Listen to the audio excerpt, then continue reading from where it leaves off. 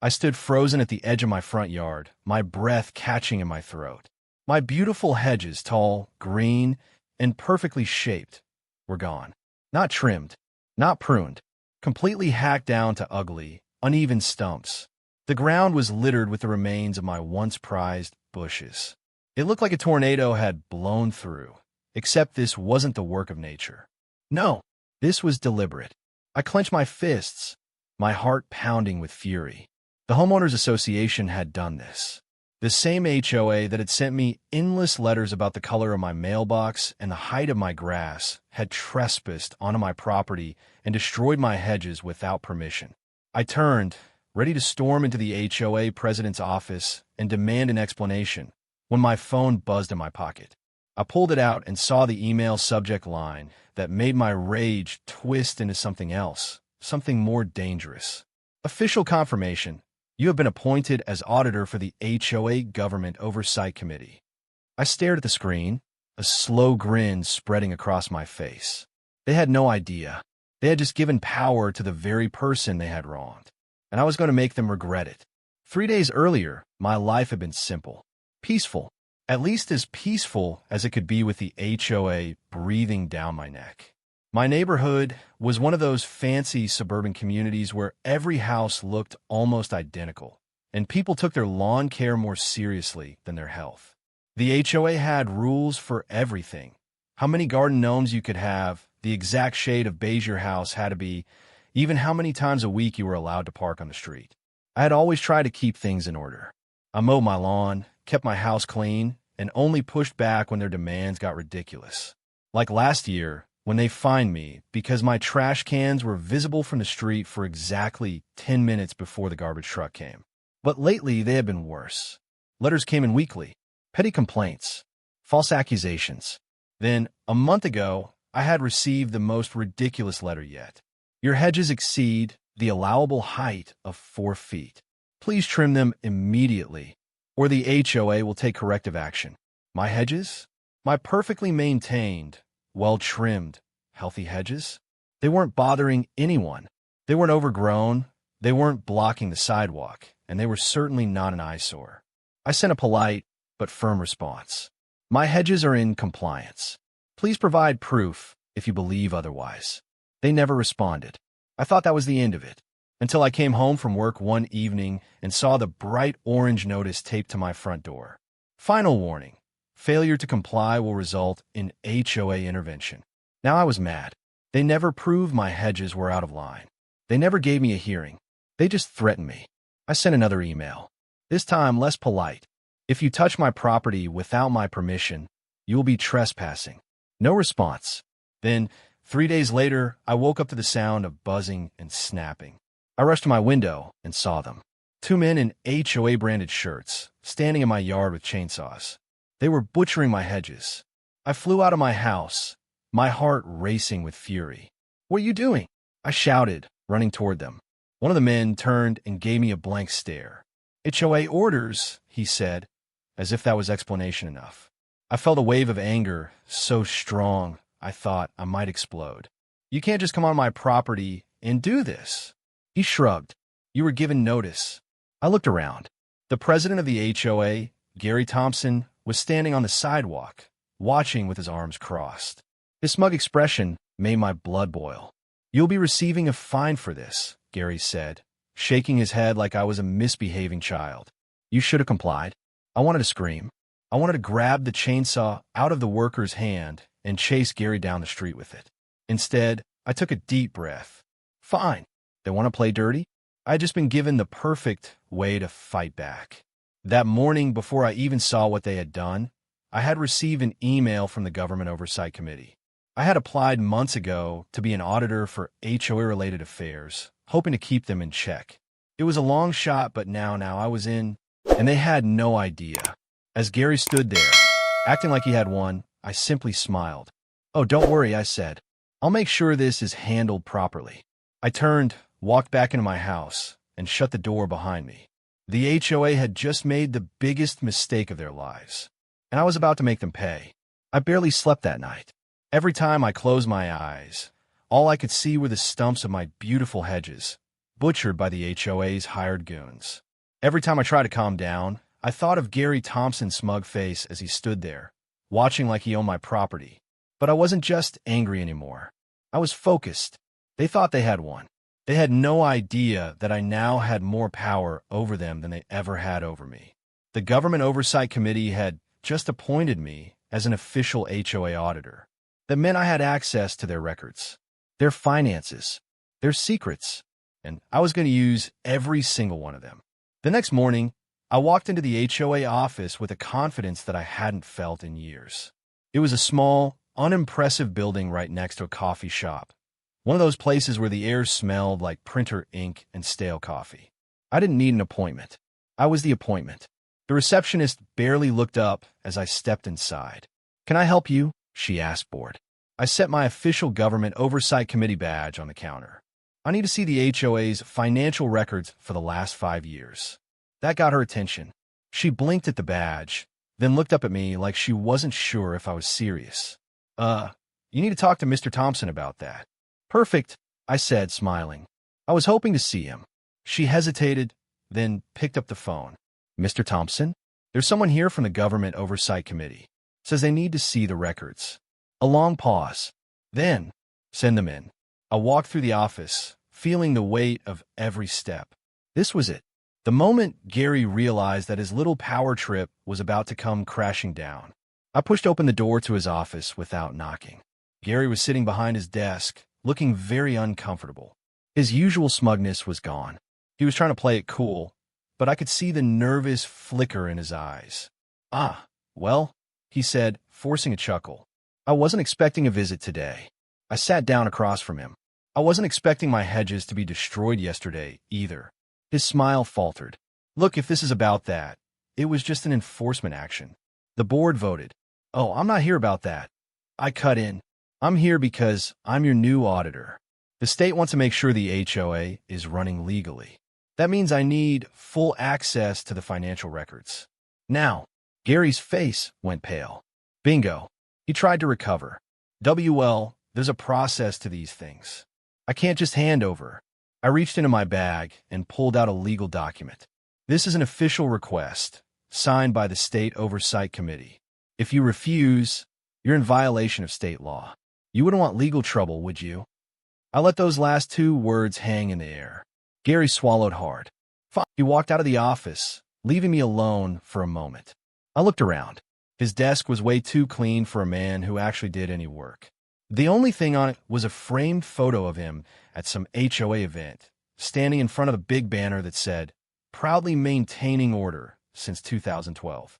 What a joke. A few minutes later, he returned with a thick folder and way too much hesitation. He dropped it onto the desk with a forced smile. "Here you go." I picked up the folder and flipped through it. And then I saw it.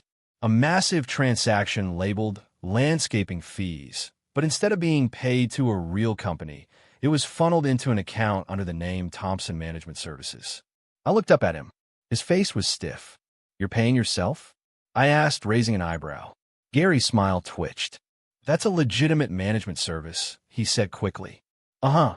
I shut the folder. "We'll see about that." I stood up. "I'll be back soon, Mr. Thompson." And with that, I walked out, leaving him sitting there, looking like he'd just swallowed a lemon. For the next few days, I dug deep. I requested more records, talked to other homeowners, and what I found was worse than I expected. Gary wasn't just paying himself for fake landscaping. He was charging people extra fees and pocketing the money. He was overbilling for community services that never even happened. He was running the HOA like his own personal piggy bank, and it was all illegal. The best part? The state had been looking for an excuse to audit him for years. I was about to give them everything they needed. The night before I turned in my report, I got home late. I had just finished making copies of every document, getting everything ready for the state officials. I felt unstoppable until I stepped onto my porch and noticed something. My front door was slightly open. I frowned. Had I forgotten to lock it? No, I always lock my door. I stepped inside cautiously. My house was dark, but I could feel something was wrong. Then I saw it. My living room had been trashed. Cushions ripped open. Papers scattered everywhere. Cabinets left hanging open. And right in the middle of the mess, sitting on my coffee table, was a single piece of paper. A message. Drop it. I stared at the note, my heart hammering in my chest. Someone had broken into my house. Someone wanted to scare me. But they had just made a huge mistake. Because now I wasn't just going after Gary.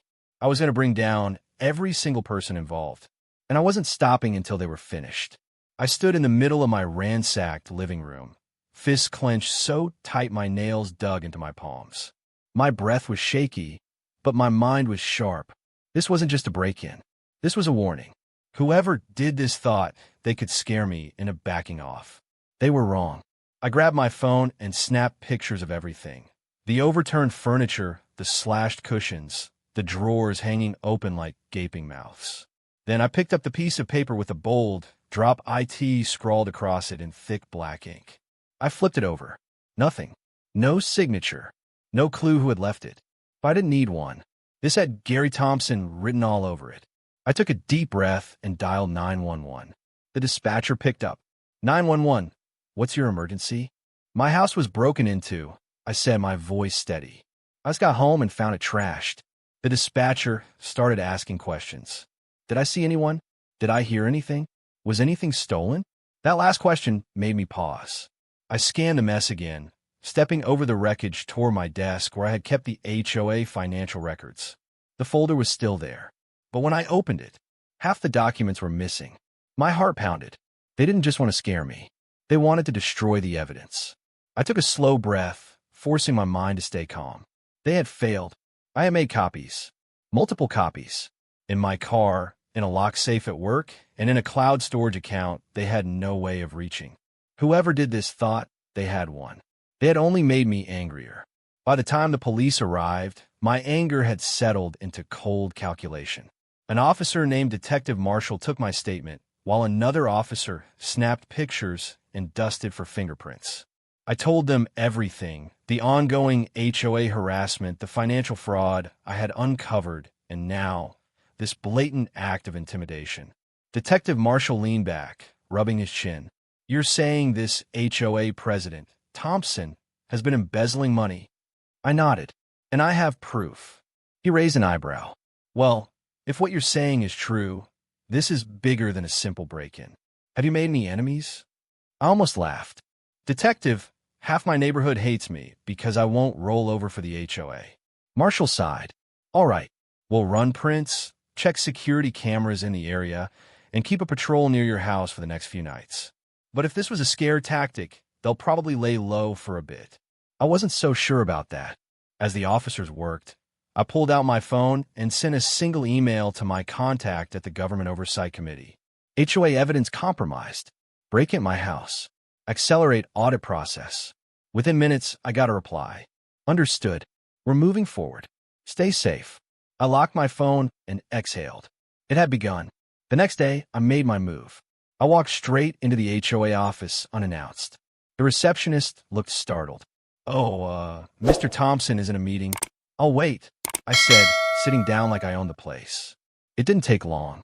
Less than 5 minutes later, Gary stormed into the lobby, red-faced and furious. What the hell do you think you're doing? He snapped. I stood up, holding his gaze. You tell me, Gary. Had a busy night. His expression flickered just for a second, but I caught it. A microsecond of panic before he covered it up with anger. I don't know what you're talking about, he said stiffly. I leaned in slightly. Someone broke into my house last night. Stole some very specific documents. Gary's jaw tightened. That's a shame. Yeah, I said, smiling coldly. It is. But don't worry. I made copies. His left eye twitched. Gotcha.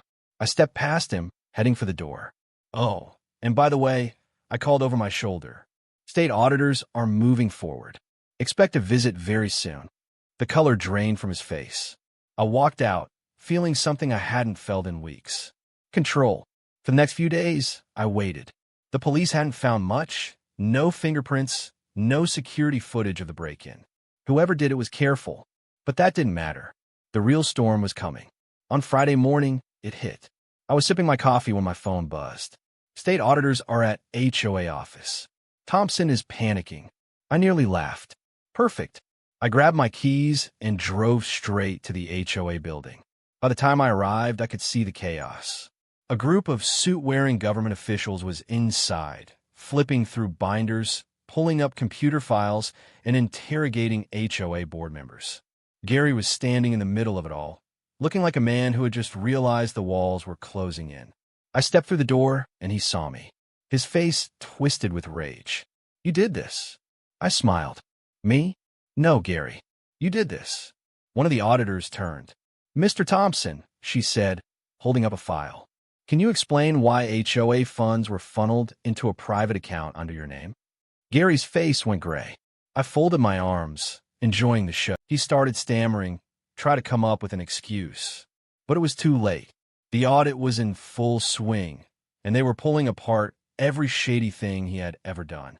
I watched as the auditors turned up more fraud, more illegal transactions, more proof that Gary had been robbing homeowners for years.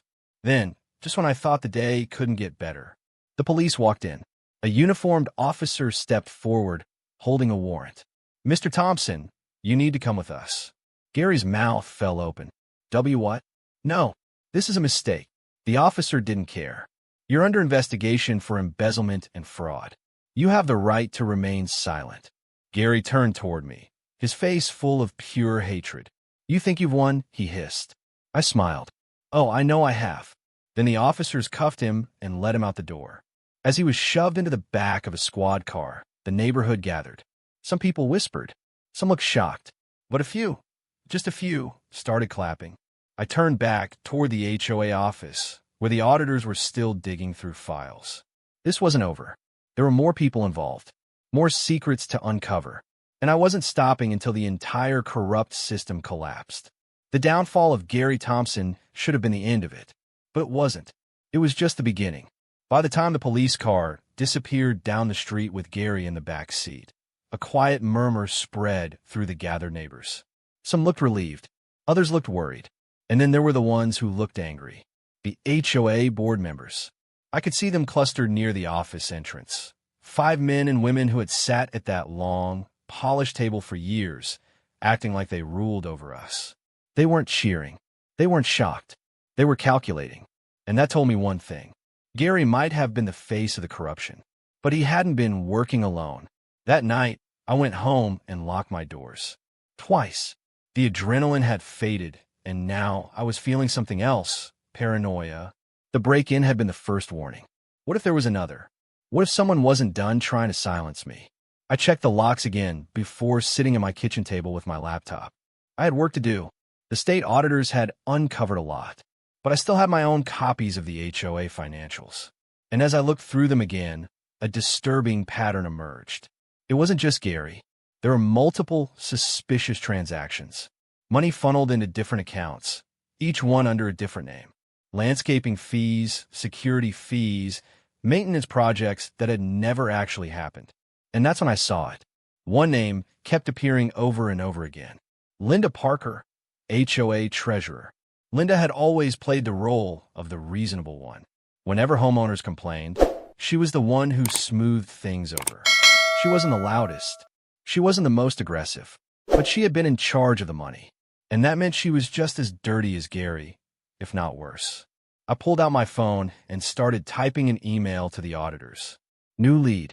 Check all financials connected to Linda Parker. I have records that show multiple suspicious transactions. Before I could hit send, my phone buzzed with a call. No caller ID. I hesitated, then answered. "Hello." A voice, low and tense, came through the line. "You don't know what you're messing with." I gripped the phone tighter. "Who is this?" Silence. Then, click. The call ended. My stomach twisted. I set the phone down carefully, my hands suddenly cold. That wasn't just a random threat. That was a promise. The next morning, I made a choice. I could wait for the auditors to take their time and uncover Linda's mess. Or I could force her into the light myself. I chose the second option. I walked straight to the HOA office again, just like I had before. But this time, I wasn't after Gary. I was after Linda. When I stepped inside, she was sitting at her desk, flipping through papers with a fake air of calm. But when she saw me, I caught it. That flicker of fear in her eyes. "Ah," she said, putting on a smile. "I was wondering when you'd show up." I didn't sit down. I know, Linda. Her expression stayed polite, but I saw her fingers tighten around the edge of her desk. Know what? That you weren't just standing by while Gary stole from us. You were part of it. She gave a slow, careful sigh, like she was bored. That's a very serious accusation. I have proof. I held up my phone, and the auditors will have it soon, too. For the first time, her mask cracked. Listen to me, she said in a low voice. You need to be very careful. You don't understand how deep this goes. I narrow my eyes. Oh, I understand just fine. You're all corrupt. Linda exhaled sharply, then stood up, walking around her desk until she was standing inches from me. Then, in a voice so quiet I almost didn't hear it, she whispered, Do you really think Gary was the worst of us? A chill ran down my spine. Before I could answer, she walked out. Just like that. Like she wasn't worried at all. Like she knew something I didn't. And that scared me more than anything. That night, I barely slept. Linda's words ran through my mind over and over. Do you really think Gary was the worst of us? What did that mean? I had been so focused on Gary's fraud, on Linda's money laundering. But now, a terrifying thought crept in. What if this was bigger than just the HOA? What if someone higher up was pulling the strings? I got up, grabbed my laptop, and started digging. I went deeper than I ever had before, pulling records from years back, looking at every contract the HOA had signed, every company they had paid. And then I found it. A name buried in multiple contracts. A construction company that had been paid millions for projects that had never been completed. A company linked to a real estate mogul, one with ties to city officials, law enforcement, and even the state government. The HOA had never just been a group of nosy suburban tyrants. It was part of something much bigger. I leaned back in my chair, my heart racing. I had just stumbled onto something far more dangerous than I ever expected. And then, crash. The sound of breaking glass shattered through my house. I spun toward the front of the house, my pulse pounding. My window had just been smashed in. I grabbed my phone, rushing toward the door. A car was speeding away down the street. I couldn't see the driver, but I saw something else, something lying on my floor. A brick, wrapped in a piece of paper. I bent down and unwrapped it, my breath shallow. 2 words, written in red ink. Stop digging. I stared at the message, my fingers going numb. Then slowly I smiled. They had just made their biggest mistake. Because now I wasn't just exposing the HOA. I was about to burn the entire system to the ground. I stood in my living room, the shattered glass glinting under the dim light. The bricks sat heavy in my hands, the red-inked warning glaring up at me. Stop digging. For a moment, I just stared at it, my mind racing. This wasn't some idle threat. They knew I was close, and they were getting desperate. I pulled out my phone and dialed Detective Marshall. The line rang twice before he answered. Marshall, someone just threw a brick through my window, I said flatly, and left me a nice little message. Silence for a beat. Then, are you hurt? No, I exhaled. But I think I just found out that the HOA mess is bigger than Marshall sighed, and I could practically hear him rubbing his temples. I had a feeling. The way Thompson reacted, the way your case escalated so fast. Someone higher up is pulling strings. I need protection, I said bluntly. He didn't argue. I'll have a patrol car swing by your house tonight. But listen, his voice lowered. You should consider backing off. I laughed, but there was no humor in it. Not a chance. He sighed again. Then at least be careful. Whoever's behind this. They don't play fair. I hung up and stared at the brick again. Good. Neither do I. The next morning, I made a decision. It was time to take the fight to them. I wasn't just going to sit around and wait for the next attack. I was going to force them into the light. So, I did the one thing they wouldn't expect. I called an emergency HOA meeting. Linda Parker was still technically in charge since Gary was rotting in a holding cell. If she refused to show up, it would make her look guilty. And if she did show up, she'd be forced to answer questions she didn't want to. I sent out the announcement and waited. And sure enough, by 6 p.m., the HOA clubhouse was packed. Neighbors filled the chairs, whispering to each other. Some looked nervous. Others looked angry, probably worried about their own involvement in whatever scheme was unraveling. At the front of the room, Linda Parker sat at the head table, her usual calm mask firmly in place. I walked straight to the podium. Thank you all for coming, I said, my voice steady. We need to talk about the corruption that's been happening in this HOA. The murmuring grew louder. Linda cleared her throat. This is highly inappropriate. Is it? I turned to her. Because last time I checked, you were in charge of HOA finances. And yet, thousands of dollars have been funneled into private accounts. Suspicious fees. Overinflated contracts. Linda's lips pressed into a thin line. If you have concerns, there's a process. Oh, I have concerns, I said, stepping forward. Like the fact that you and Gary weren't working alone. A ripple of shock ran through the crowd. Linda's fingers twitched. That's a serious accusation. And I have proof. I pulled out a stack of documents and slammed them onto the table.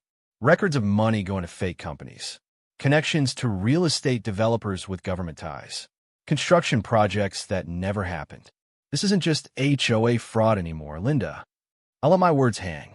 This is organized crime. The room erupted, shouting, questions.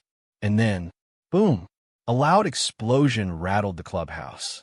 The lights flickered, and for a second, the whole room plunged into chaos. I stumbled back as people screamed. My ears rang. Dust filled the air, and somewhere near the entrance, a piece of the wall had blown out, smoke curling from the impact. Someone had just set off a bomb, and it wasn't meant to destroy the building. It was a warning, a final message. Stop now, or next time it won't be a warning. I looked through the dust, my heart pounding. Linda was gone. She had disappeared the second the explosion hit. Whoever she was working with, whoever was really in charge, wasn't playing games anymore. This had just turned into a war. The clubhouse was in chaos.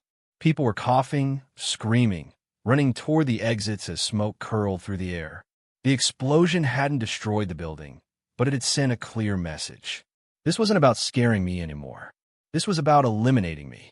I stumbled forward, pushing through the crowd, scanning the room for Linda Parker, but she was gone. Of course she was. She had known. She had known this would happen, and she had vanished before the dust had even settled. That meant she wasn't just a pawn in this game. She was a player. By the time the police arrived, the clubhouse was nearly empty. Detective Marshall was the first one through the door, gun drawn, eyes sweeping the room. His face darkened when he saw the damage. Jesus, he muttered, turning toward me. Are you okay? I nodded, even though my ears were still ringing. What happened? He asked. I gestured toward the hole in the wall. Somebody wanted to make sure I shut up. Marshall turned toward his officers. I want a perimeter set up. Check every security camera near this place. And give me any witnesses who saw someone suspicious before this went down. Then he looked at me. You need to come with me. 20 minutes later, we were sitting in a small, dimly lit interrogation room at the police station. Not because I was in trouble, but because I was now the target of an attempted murder investigation. Marshall folded his arms, leaning against the table. You said this all started with the HOA? I nodded. But it's bigger than that.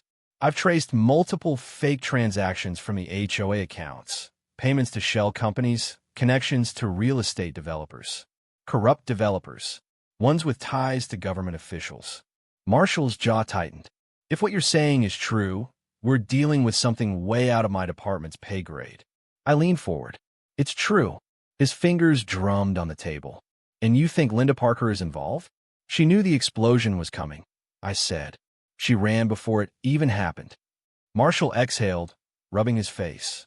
All right, listen, this is not just HOA fraud anymore. If someone was willing to bomb a community meeting to keep this buried, we're talking about an organized crime syndicate. That means we need to bring in bigger guns. I narrowed my eyes. What kind of bigger guns? He gave me a hard look. The feds. That night, I barely slept. Marshall had told me to lay low, but that wasn't an option anymore. Whoever was behind this wanted me dead, and I wasn't just going to sit around and wait for them to try again. I had to find Linda before they did. But I needed help, so I made one more call, to someone I never thought I'd need. I met Alex Carter in an underground parking garage at midnight. Alex was an investigative journalist, the kind that dug into political corruption and exposed dirty secrets. We weren't exactly friends, but I knew one thing about him. He hated people who thought they were above the law. And right now, I needed that kind of hatred on my side. He leaned against his car, arms crossed. You're in some serious shit. I nodded. and I need your help." He smirked. "What's in it for me?" I handed him a USB drive. Everything I have. Financial records. Names. Evidence of massive fraud and corruption. His smirk faded as he took the drive. "You're sure about this?"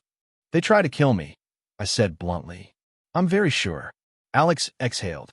"All right, I'll start digging, but you better be ready for what happens next." "I am. I just hoped I was right." Because once Alex started pulling at this thread, there was no turning back. At 3 a.m., I got a text message. "Unknown number. You shouldn't have done that."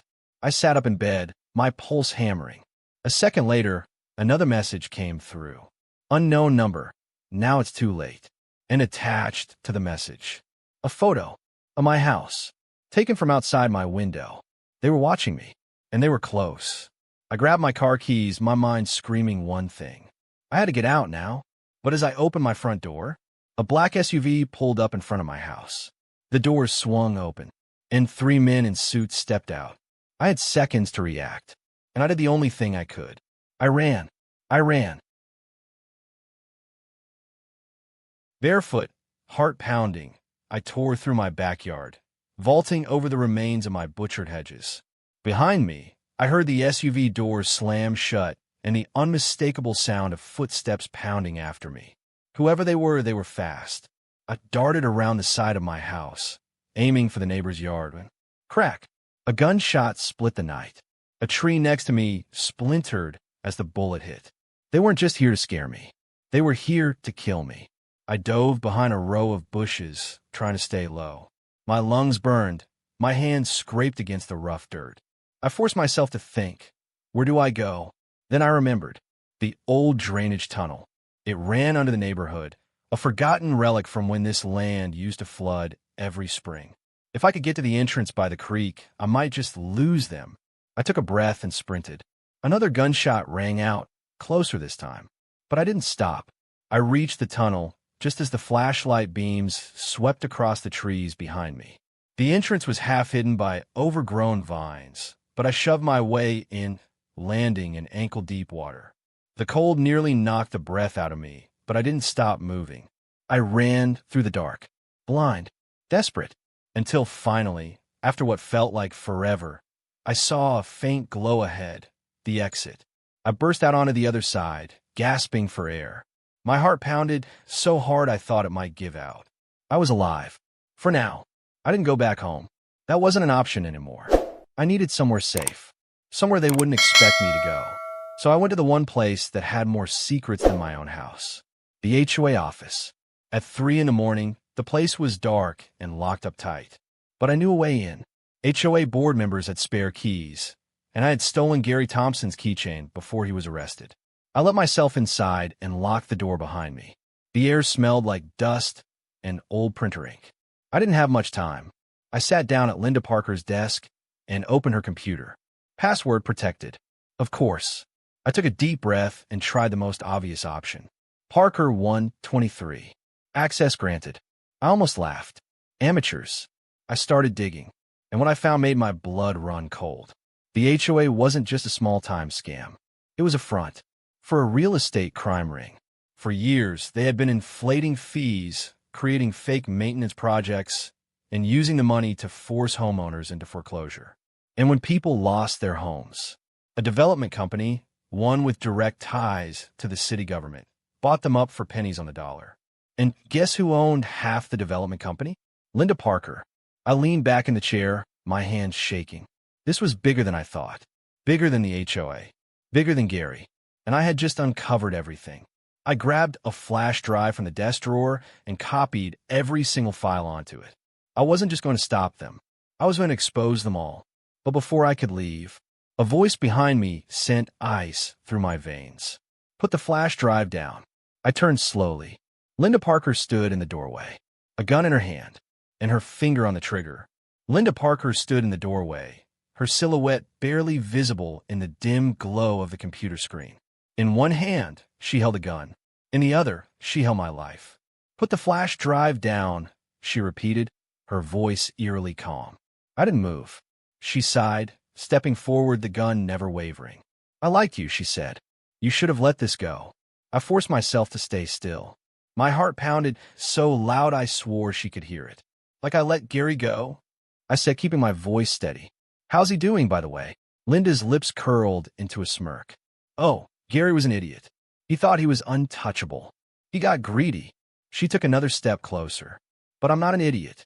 I glanced at the computer screen, where the files were still open. I had everything I needed, but it wouldn't matter if I didn't get out of here alive. I needed a distraction. Fast. I shifted my weight, making it look like I was about to put the flash drive down.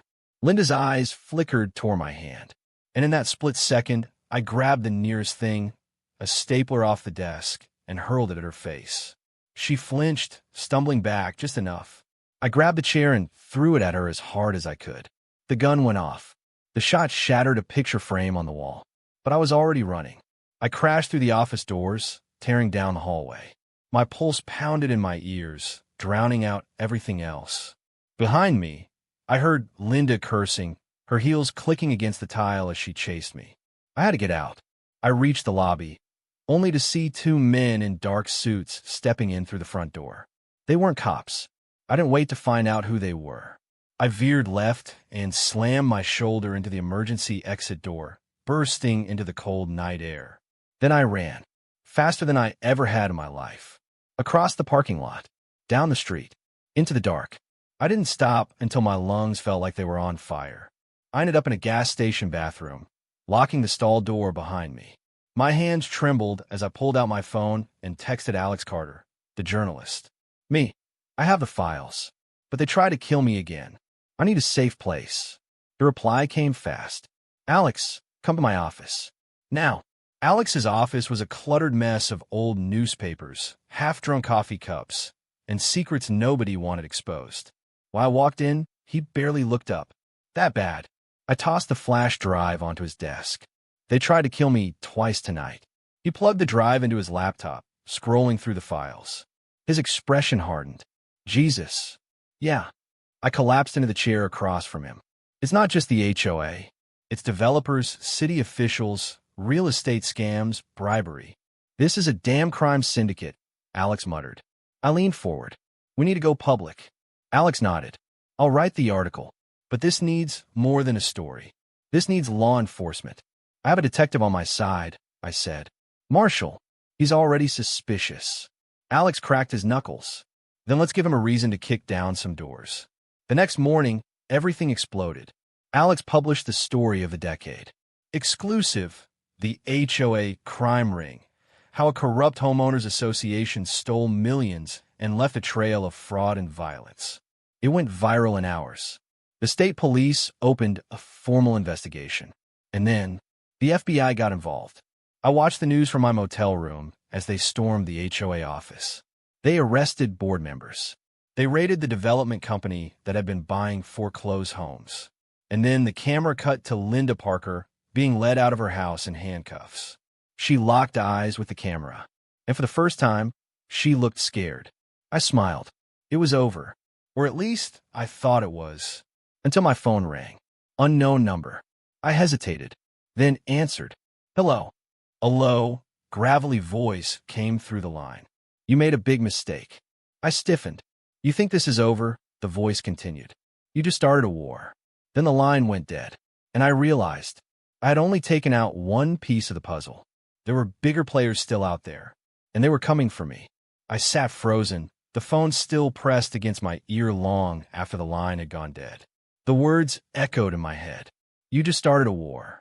I had thought taking down the HOA crime ring was the finish line. That once Linda was in cuffs and the FBI was involved, it was over. But I had only scratched the surface. There were bigger players, and now they knew exactly who I was. I forced myself to take a breath, then another. I needed to think. Fast. I grabbed my phone and called Detective Marshall. The moment he answered, I didn't waste time. I just got a call. Someone high up is still out there. They said I started a war. Marshall was silent for a long beat. Then he said, pack a bag. Now. My stomach dropped. Are you saying I should run? I'm saying they're coming, he said. And this time, they won't send warnings. I didn't waste a second. I grabbed a duffel bag and threw in whatever I could, cash, a burner phone I had bought just in case, some clothes. Then I yanked my laptop open and copied every file I had onto a fresh flash drive. If they were coming for me, I wasn't going down without a fight. I was about to head for the door when my phone buzzed again. Alex Carter. I picked up. Alex, listen, I don't have time. You need to see this, he interrupted. His voice was tight, urgent. What?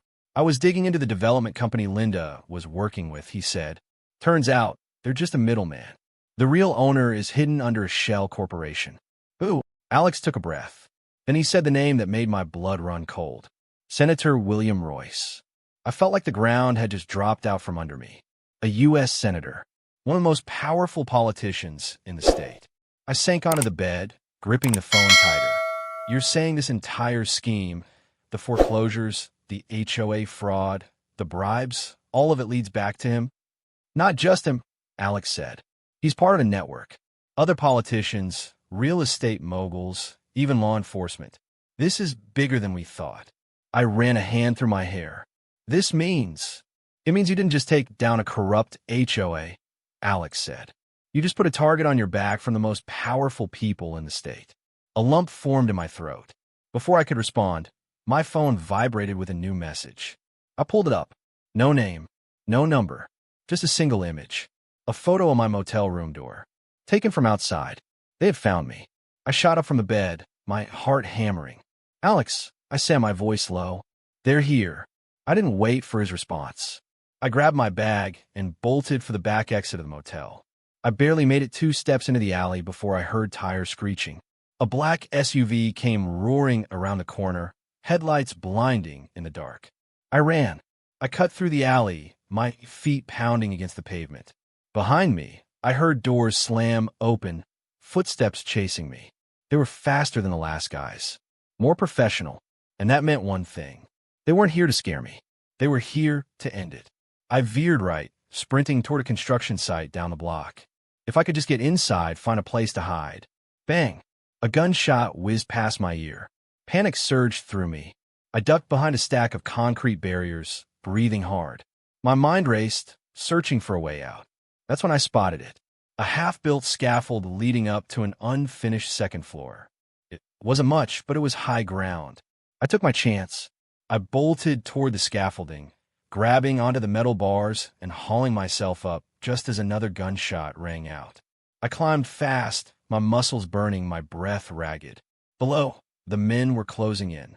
I reached the top and scrambled onto the ledge, looking for a way down the other side. And then I heard a low, menacing voice from below.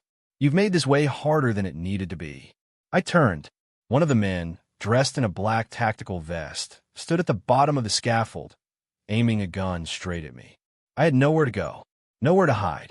And this time, I was out of time. I froze.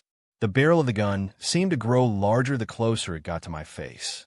You don't have to do this, I said, my voice a little more shaky than I intended. You don't know what you're involved in. The man didn't answer. His eyes were cold, calculating, like he had no remorse, no fear. Just absolute certainty that this would end the way he wanted it to. I swallowed hard, trying to think, trying to come up with something that would keep me alive for another minute. I glanced over my shoulder. The drop from the scaffolding was high, too high.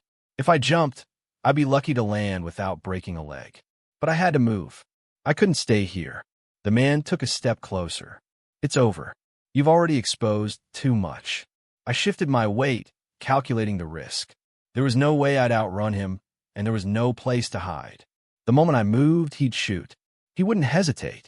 But then, just as he raised his arm to aim, a car screeched to a halt below us. I looked down, my heart skipping a beat. It was Detective Marshall. He jumped out his car, drawing his gun as he ran toward the scaffold. "Step away from her," he shouted, his voice authoritative. For a moment, the man below seemed to hesitate, but only for a second. Then he fired. The shot missed me by a few inches, slamming into the metal bar beside me. I ducked instinctively, scrambling backward, my pulse racing. Marshall dove for cover behind a stack of crates, returning fire, forcing the man to duck. I didn't wait. I couldn't. I scrambled toward the edge of the scaffold and leaped, landing as hard as I could in a roll, trying to absorb the impact. The pain shot through my ankle, but I forced myself to stand, ignoring the ache. I ran, limping but determined, moving as fast as I could through the dark construction site, away from the gunfire. I heard Marshall's voice yelling behind me, ordering backup, but I didn't stop. I couldn't afford to stop. Every step felt like my last. I didn't know how long I ran, but after what felt like an eternity, I found myself in an alley that led out to a deserted street. I stopped, gasping for air, trying to keep my head clear. My ankle burned from the jump, and I felt lightheaded, but I couldn't think about that now. I glanced around, looking for any sign of where I could go next. Then my phone buzzed. Alex Carter. I answered quickly. What's happening? Get out of there now. Why? What's going on? They're not going to stop, Alex said, his voice sharp with urgency. I've been looking into Royce. He's not just connected to the HOA. He has ties to everyone, city officials, even the FBI. His influence runs deep, way deeper than you think. My stomach sank. How deep? Very deep.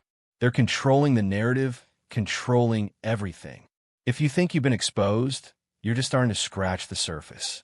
They're pulling strings in every direction. And if they want you gone, they'll get you. A chill ran down my spine. What do I do? Get off the grid. Don't trust anyone, not even the cops, Alex warned. You've already put yourself in their sights. And now, they're coming for you, whether you're on the run or not. I looked around, panic rising in my chest. But where do I go? You need to get to the safe house. I'll send you the coordinates. Trust me, it's the only way. 15 minutes later, I was in the car. Alex had sent me the coordinates to a safe house, a place he said was off the radar. I didn't ask too many questions. I didn't have time to. I just drove. By the time I arrived, the place was silent, hidden deep in the woods, far from the city lights. I parked and stepped out of the car, my legs feeling like jelly, my mind still racing. The house looked abandoned, dilapidated even, but I didn't care. It was secure, and that was all that mattered. I approached the door cautiously and knocked twice. A voice inside responded. Who is it? It's me. The door creaked open, revealing a man in his late 40s, rough-looking but with sharp eyes that assessed me in a split second. You're early, he said, stepping aside to let me in. I didn't question it. I just stepped inside, into the darkness. The safe house was basic. No frills, no luxury, just a small living room, a kitchen, and a couple of bedrooms. As I sat down in a chair, I rubbed my temples, trying to push the exhaustion out of my mind. I was safe, for now, but I knew it wouldn't last. There was still a long road ahead, and I had only just begun to unravel the web of corruption. The next morning, I woke up to the sound of my phone buzzing again. I grabbed it quickly, my fingers trembling. It was a news alert. Breaking news. U.S. Senator William Royce under investigation for corruption, ties to organized crime, and illegal real estate schemes. I stared at the screen, my heart thudding in my chest. They were finally turning on Royce. But this wasn't the end. It was just the beginning, because now the stakes were higher, and the people who had been pulling the strings wouldn't let me get away without a fight. It had been 3 days since I found myself in the safe house. 3 days of silence, tension, and the constant, gnawing feeling that I wasn't as safe as I wanted to be. I hadn't left the house once. There were too many risks, too many unknowns. I'd spent the past few days sifting through the files Alex had helped me get, trying to piece together the puzzle of what was really going on. But every time I thought I was getting closer to understanding, the scope of it all would hit me like a wave. The corruption wasn't just limited to the HOA, real estate developers, and politicians. It ran deep, all the way down to law enforcement, city officials, judges, and even the FBI. If I was going to expose this, I had to be careful. I had to find allies, but I had to be sure they were on my side. If Royce was connected to everyone, it meant no one was trustworthy. I spent hours trying to figure out how to get the information out without getting myself killed in the process. The files I had were explosive, too explosive to be trusted to just anyone. I needed someone with power, someone who could dig deep without being part of the system Royce had already infiltrated. But the more I thought about it, the more I realized I couldn't do this alone. That night, my phone buzzed again. I didn't think twice. I grabbed it quickly, my heart skipping a beat when I saw the name on the screen. Marshall. I answered immediately. What's going on? There was a pause on the other end. Then his voice came through, quiet and serious. I need you to listen closely. This is important. I straightened in the chair, the hairs on the back of my neck standing up. What's happened? There's a new player in town, and they're not messing around. I've been digging into Royce's connections, and he's not the only one pulling the strings. There's a group that's been working in the shadows, taking care of all the messes Royce can't handle himself. They're dangerous, and they've noticed you. My heart raced. Who are they? They call themselves the network. They handle the dirty work. They're tied to everything, the illegal real estate, the hit jobs, everything. They've got their hands in every corner of the system. And if they want you gone, they'll make it happen. I froze. Then why the hell are you telling me this? I'm not going to let them get to you, he said, a trace of determination in his voice. But you need to be prepared. If you want to bring down Royce and everyone connected to him, you're going to need help. And you're going to need to get out of the shadows and fight back. The network doesn't stop. My mind raced. This wasn't just about the HOA anymore. This was about surviving, about keeping my head above water. You need to lay low, Marshall said. But we need to talk. I've arranged a meeting. A meeting? I asked, confused. Who with? With someone who has a vested interest in seeing Royce taken down, he said. And they're very powerful. Meet me at the old warehouse on 5th and Broad. Midnight. You'll be safe there. I hesitated. How do I know I can trust you? Because you don't have a choice. And if you want to survive this, you'll meet me there. I spent the next few hours pacing in the safe house, trying to prepare myself for what was coming. Marshall's words echoed in my mind. The network. They were the ones who controlled everything. They were untouchable. But now, they knew I was on their trail. And I wasn't backing down. I grabbed my bag, stuffing it with the essentials, and made my way out of the house. I had no intention of staying in that cramped, dimly lit place any longer than necessary.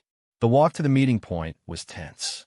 Every footstep felt like it echoed too loudly in the empty streets. Every shadow seemed to hold a threat, but I kept moving. I couldn't afford to show any sign of weakness. When I reached the warehouse, I didn't see Marshall's car. It was completely dark, and the place was empty, but I could feel something shift in the air. I checked the time. It was a few minutes before midnight. I wasn't early, but I didn't feel any better about this situation. I approached the door cautiously, keeping my hand close to the gun I had hidden in my jacket. I knew I wasn't walking into a safe room. I was walking into a trap. I pushed the door open with a creak, stepping into the warehouse. It was cold, and the dim light from the streetlights outside barely reached in. Then I heard a voice. You shouldn't have come here. I spun around, heart hammering. A man in a long black coat stepped out from the shadows, his face hidden under the brim of a hat. He had the kind of presence that made the air around him feel charged, like he wasn't just a person, but a force. You're part of the network, I said, the words coming out as a statement, not a question. He chuckled darkly. You're smarter than you look. I kept my hand close to my jacket, but I didn't pull the gun out yet. Why am I here? To understand the stakes, he said. To understand why the people you've been digging into aren't just a bunch of crooks. They're part of something much bigger. Something beyond what you can imagine. I narrow my eyes. I'm not backing down. If you think I'm going to stop just because you... The man raised his hand. I didn't say you'd stop, but you need to understand the war you started. Before I could respond, I heard another voice. Marshall's. Get down. I barely had time to react before a gunshot rang out, shattering the silence. The gunshot rang out so loudly that I flinched. My heart hammered in my chest as I dove to the floor, my instincts screaming for me to move. But I didn't know where the shot had come from. I turned toward the sound of Marshall's voice, but it was too late. The bullet had already hit its target, and the man in the black coat staggered back, blood pooling beneath. He had been shot. Marshall appeared from the shadows, gun in hand, his eyes scanning the warehouse with utter focus. He looked over at me. Get out of here, he shouted, urgency in his voice. Now! I didn't hesitate. I scrambled to my feet, adrenaline surging through my body. But as I turned toward the exit, I heard more footsteps approaching. Too many. The man in the black coat, despite the blood, still managed to rise slightly. He reached into his coat pocket, pulling out a small, sleek device. He activated it, pressing a button that made a low, ominous beep. That was when the explosion tore through the warehouse. The shock wave slammed into me, sending me flying to the ground. My ears rang. Smoke billowed from the center of the room, and the lights flickered. I could barely make out Marshall's figure through the haze, but his eyes were wide with shock. He grabbed my arm, yanking me toward the exit. "We have to go now," he shouted, pulling me away from the chaos.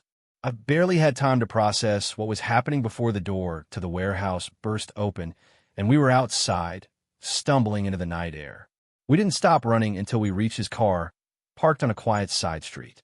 Marshall slammed the door behind us, and we sped away, the distant sounds of sirens already blaring as the fire from the explosion raged in the background. I looked at him. What the hell just happened? "The network," Marshall said, his voice grim. "They knew we were going to get too close. You were right. Royce was just one part of it. The real power is in the hands of these people." I felt the weight of his words settle over me.